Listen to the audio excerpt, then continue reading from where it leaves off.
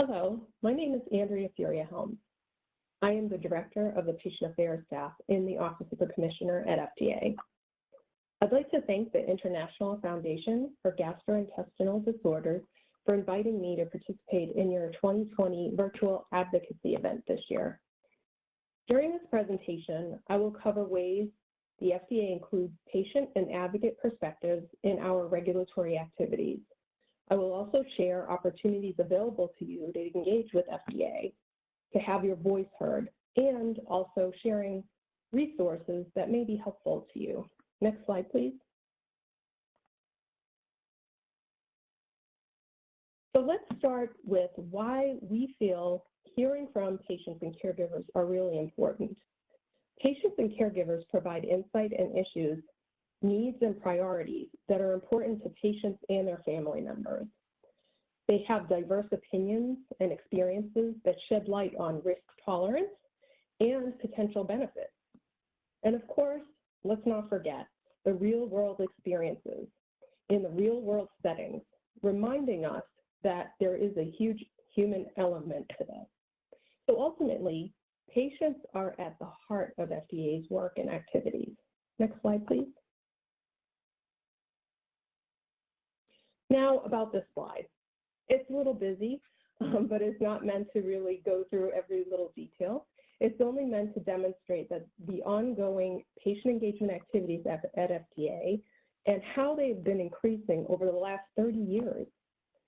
It's hard to pinpoint when patient engagement at FDA really started, but there was an increase of engagement at the height of the HIV/AIDS crisis in the late 1980s. And it has been increasing and evolving ever since. Next slide, please. So who are we? About the patient affairs. What do? We are here for you, patients, caregivers, and advocates. But before I get into details about patient affairs, I want to share a little background. As I mentioned, there was an increase of engagement at the height of HIV/AIDS crisis in the 1980s. In response to this, there was an office that was established in the 80s to interact with patients and advocates, specifically with the HIV/AIDS community. That office then expanded to include oncology and then eventually all serious and life-threatening diseases and conditions.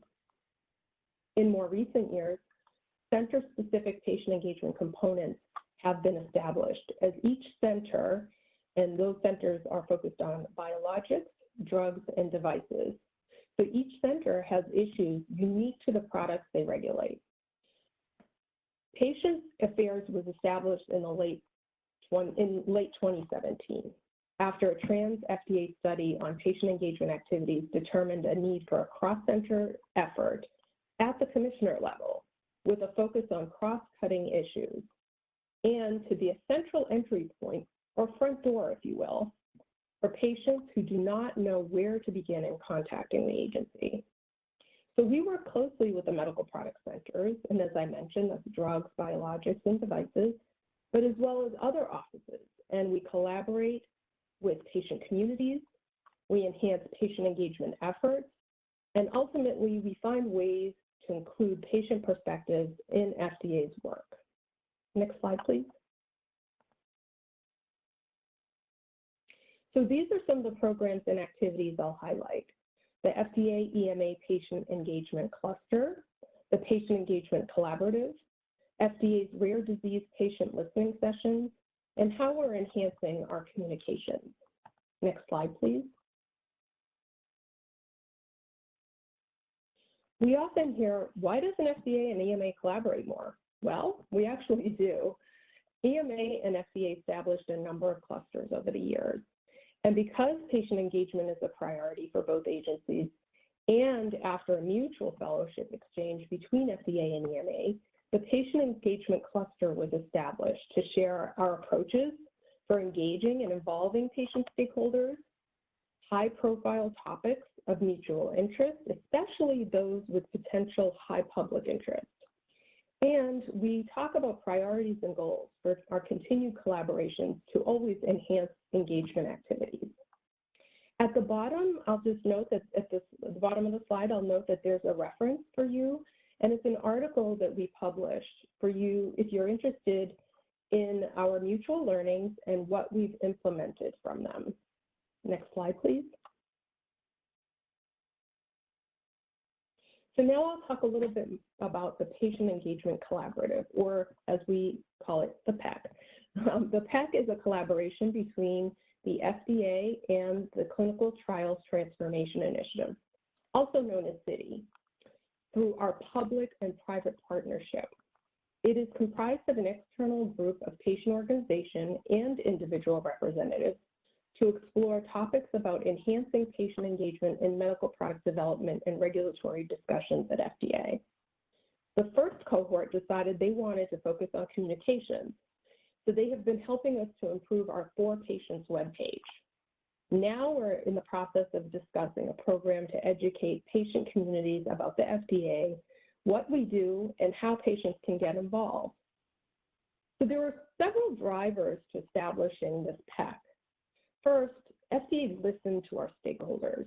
There was a public docket of comments from patients and other stakeholders that recommended that FDA create an outside group to provide input on patient engagement across the agency.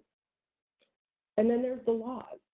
Both the 21st Century Cures Act and the FDA Reauthorization Act facilitate fostering patient participation and incorporating patient experiences in the regulatory process. And thirdly, we had a model. The European Medicines Agency, or EMA, have the Patients and Consumers Working Party, and we have learned so much from their experiences to implement a similar group at FDA. Next slide, please. So now I want to talk a little bit about our patient listening sessions. Our patient listening sessions are a collaboration with our partner, the National Organization for Rare Disorders, or NORD, through a memorandum of understanding. They are one of the many ways that allows FDA to engage with and hear directly from patients, caregivers, and their advocates, and to encourage communication between the patient community and the FDA staff. The experiences rare disease patients and their caregivers share in these listening sessions can help inform medical product development and our regulatory decision-making. So for example, it helps us understand disease burden, treatment burden, impact on daily activities, and priorities to consider when developing medical products. So what's important to patients and caregivers in managing their symptoms so that they can ultimately improve their quality of life. Patient listening sessions also educate review division about rare diseases. They may not know specifics on how it impacts a patient and who's caring for them on a daily basis.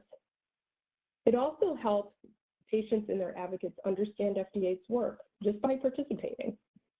And it also provides a starting point to inform early stage research and development. Next slide, please. There are two types of listening sessions. FDA requested ones are in an instance where FDA staff have specific set of questions to ask a particular patient subpopulation. And patient-requested listening sessions are requested when patient communities want to share their experiences and perspectives with FDA. At this point, because we have such a great interest in the listening sessions, the patient-led ones are now being scheduled for 2021. But please note that at the bottom of the slide, there's resources for you about where you can find information on listening sessions and how to request one.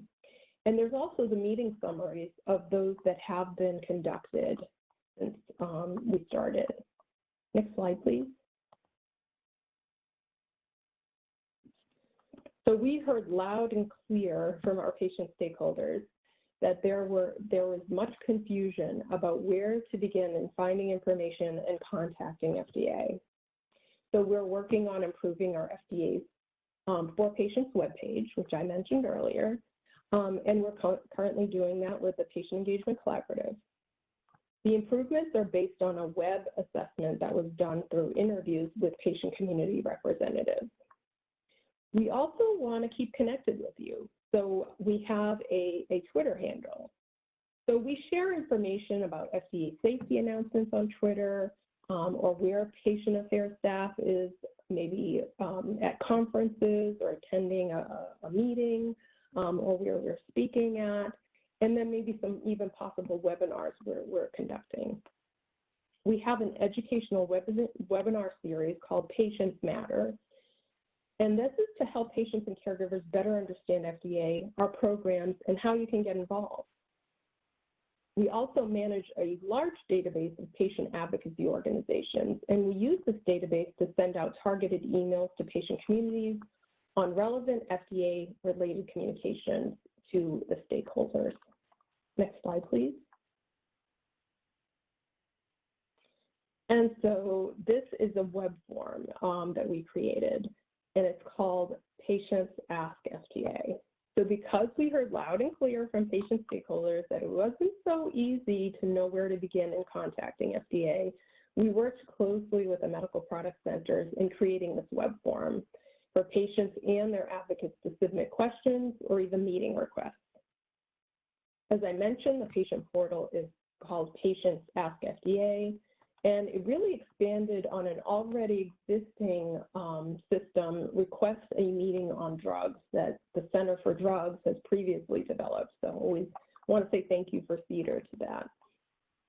And so just really, please visit Patients Ask FDA if you have a question or you're interested in meeting with FDA. Next slide, please. So I want to quickly highlight another program that's from one of our sister offices, and it's the FDA Patient Representative Program. This is another cross-center initiative out of the Office of the Commissioner. The program gives patients and caregivers the opportunity to provide advice to the agency as it regulates medical products. A patient representative is appointed to provide direct input to the agency's work and decision-making. So there's criteria for becoming a patient representative, and that's listed on the slide. So if a patient or caregiver meets the criteria, they are brought into FDA as a special government employee. And a special government employee is a temporary government employee status. So they may have access to confidential information when they are serving for us. There's two primary ways FDA patient representatives engage with the agency, and it's through our advisory committees as a panel member alongside the other scientific members, and through consultations with the review division staff in each of the centers. Next slide, please. And so now I want to quickly share a few resources that may be helpful to you. Next slide, please. So this slide is a resource of context for you, just in case you have interest in any of the programs and initiatives you heard about during this presentation, as well as other specific programs from each of the medical product centers. And as you can see, there are quite many.